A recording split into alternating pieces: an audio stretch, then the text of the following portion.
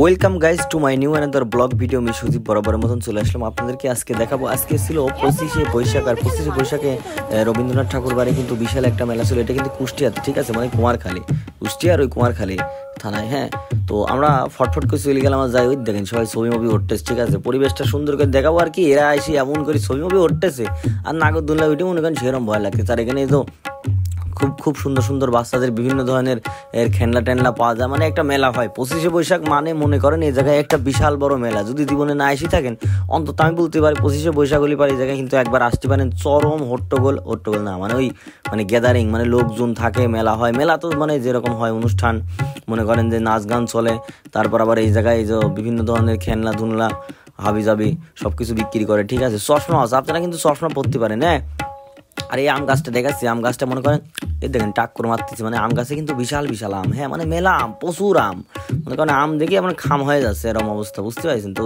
ভিতরে ঢুকলাম, ভিতরে ঢুকে যে পরিবেশটা দেখেন, খুব সুন্দর পরিবেশ। হ্যাঁ, মানে নিরিবিলি বসে টসে থাকতে পারবেন।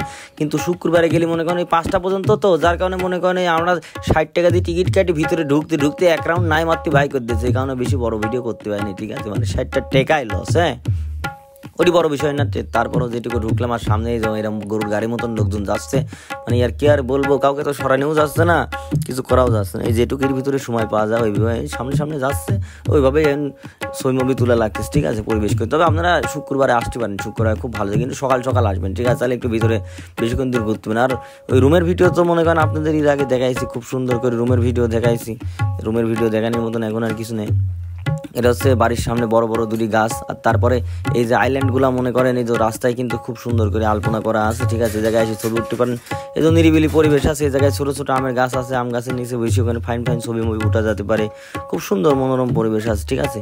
এই বাড়ির সব চারপাশ দিয়ে খালি বাগান, বড় বড় বাগান, ঠিক আছে। আর এই বাগানে এই যে আম গাছে দেখেন এই যে কী পরিমাণে আম। এই যে এই বাড়ির এই যে প্রাচীরের যে ঢেউ ঢেউ করা সুন্দর হেভি, মানে দেখতে হেভি লাগে। ফটো সেশন করার জন্য এইটা একটা মানে বেস্ট একটা জায়গা, ঠিক আছে, খুব সুন্দর। এই বাড়িটা মনে করেন উপর থেকে আবার এটা কিন্তু ড্রোন ভিডিও করা মনে করেন যে নিষেধ, ঠিক আছে, কারণ এই উপরে মেলা নিয়ম কানুন আছে এই জায়গায়। আগে এরকম এত কঠিন ছিল না, তবে এখন আছে। আর এই যে ছোটো ছোটো বাড়ি, আর এটা হচ্ছে গেট। তারপরে শুনলাম যে আমার নাকি সময় শেষ, এই জন্যই ব্যয় করে দিচ্ছে। আর কি করবো, কিছু করার নাই। এখন আমরা এই যে বাইরে হয়ে যাচ্ছি, বাইরে হয়ে যায় মানে একদম বাইরে চলে যাচ্ছি, গেটের বাইরে।